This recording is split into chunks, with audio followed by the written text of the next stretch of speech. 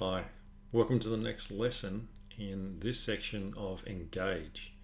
So we're continuing with the process of engaging with people. We've looked at producing a lead magnet that they'll download, which is important because if they don't take action, we're never going to be able to connect with them, as easily as we can through email marketing, and also to build trust by delivering great content to them.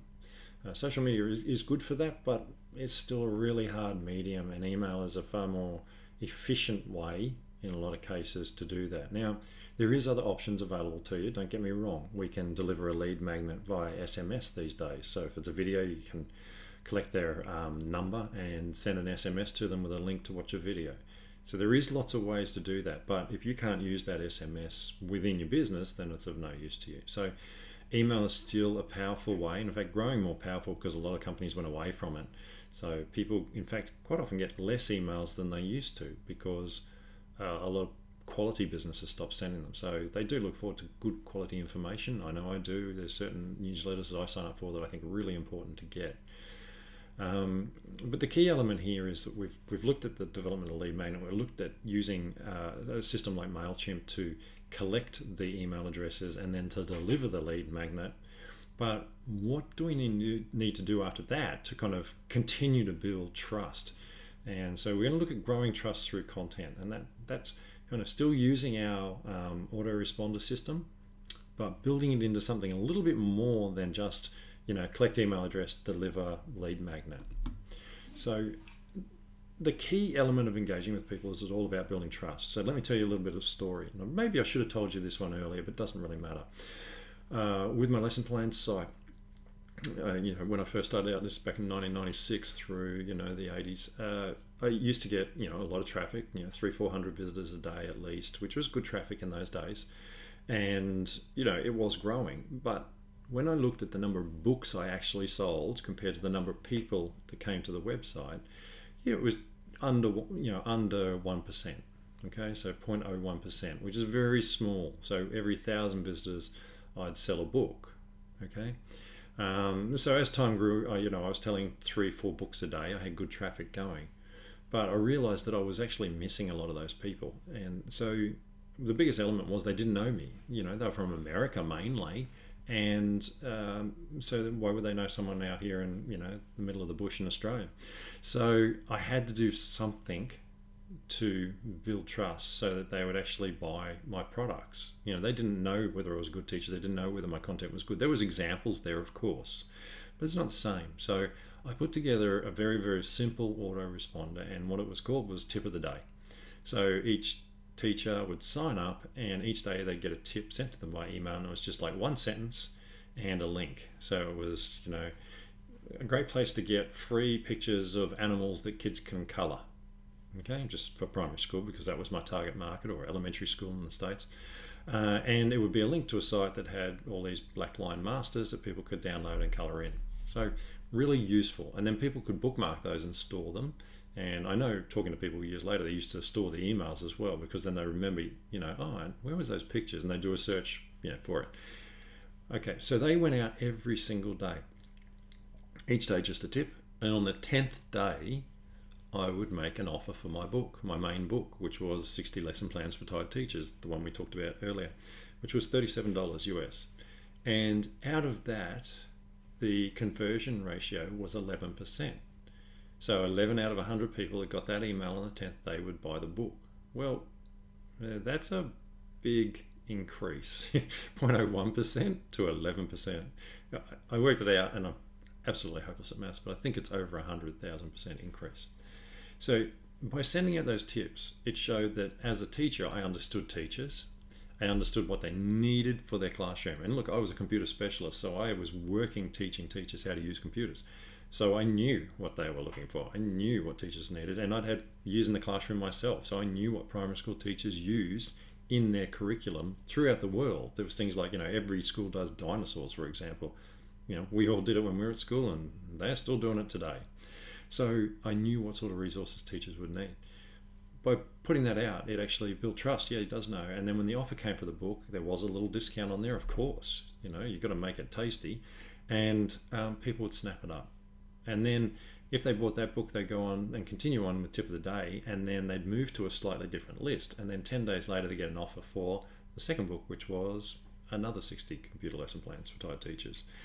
And, and other books. As I went forward, I produced books on how to use Microsoft Word in the classroom, PowerPoint, all those sorts of things. And I did some thematic books on,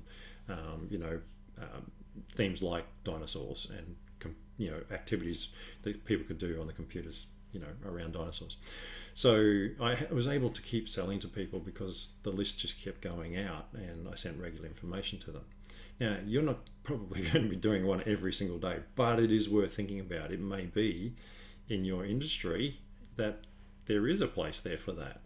And believe me, if it's valuable information, people do appreciate it. A lot of people switch to doing this on social media. I don't necessarily think that's the best way because social media is affected by the algorithms that Facebook and those companies use. So they might see it for a week and then after that they don't see it at all. Whereas if you're sending out emails, most people will see those, and if it's one-liner, they're like, click, oh, cool, I'll go read that, or, oh, not today. It's a very quick decision. So we need to build trust. So there's a range of steps in building trust, but the key things, and I've taken this from Intelivate.com, is that you need to come across as reliable. Okay, that you do what you do and you do it well. That you're honest. That you're telling the truth to people. That you're an inherently good person. That you're open. Okay, that you're not hiding things. Secrets, black boxes, all that sort of stuff that we hear online. Bad for business. Okay, we need to be honest and open. And lastly, that you need to show integrity. Okay, in other words, show that you can be trusted through your actions. If someone writes to you and says, I want to be taken off your list, you take them off your list. Because if you don't, they're going to go and write about it. Okay, be a good person, but building trust is super important. So how do we do that online? Well, we had our form, we capture that person's email, and then we put it into Mailchimp, and then we send them an email. But we can actually send them a sequence of emails, not just one. So we send them one with our lead magnet, but that doesn't have to be the last one. Being an autoresponders are all about timed releases of emails.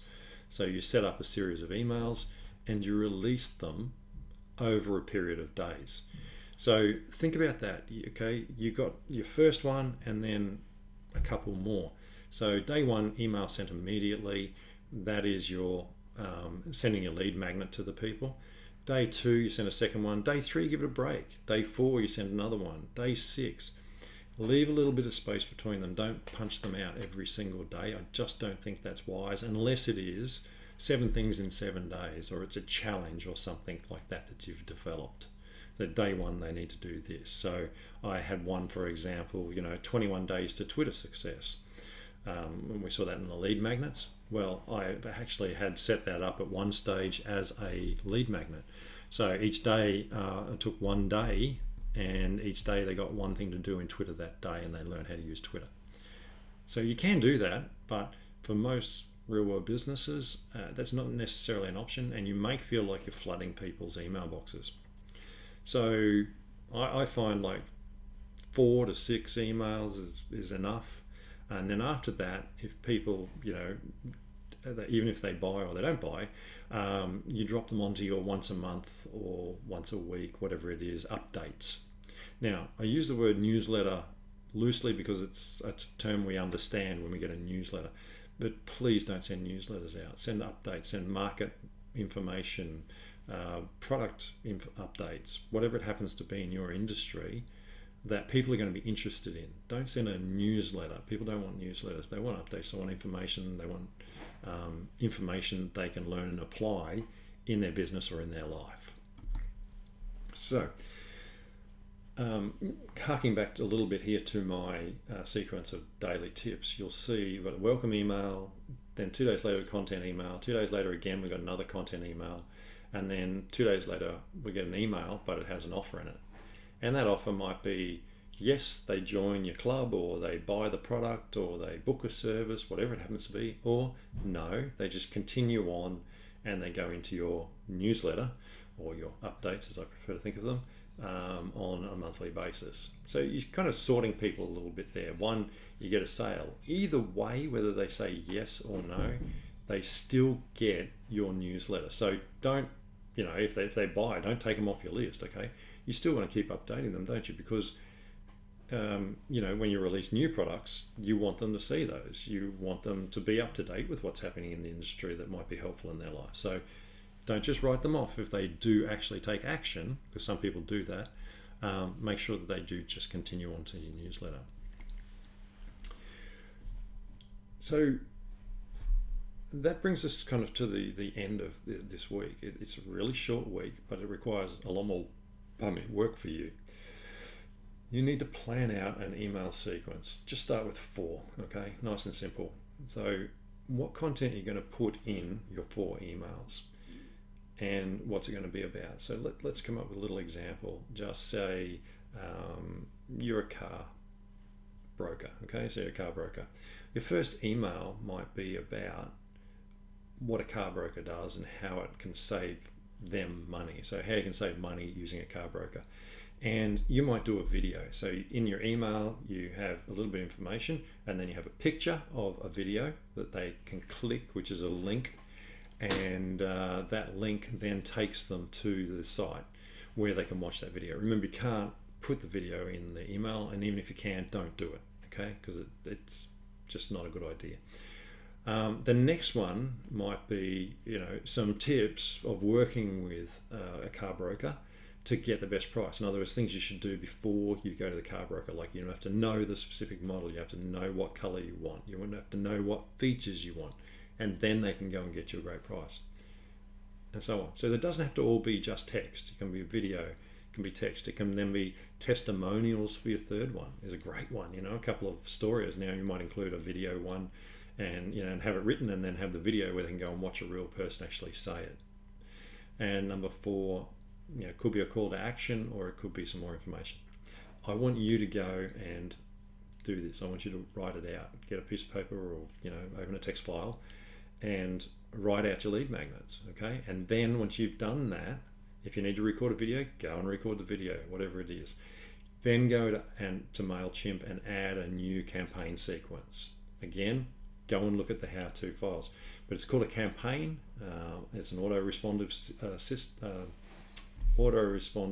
set of emails, and you'll see you'll have a range of options in there to do it. All you need to do is follow the setup that they've got there for you, and they'll step you through it, okay? So that's your task for this week. Good luck with that. There's a fair bit of work there, but you can do it, okay? It won't take that long. Remember, it doesn't have to be in depth. It has to be easy to absorb. So keep it short, keep it sharp, make them take action. I look forward to seeing you in the next lesson. And that brings us to the end of this module. So I guess we'll be moving on to the next module, which is convert. And that's a bit of a fun one because, well, that's where we make our money. I'll catch you in the next module.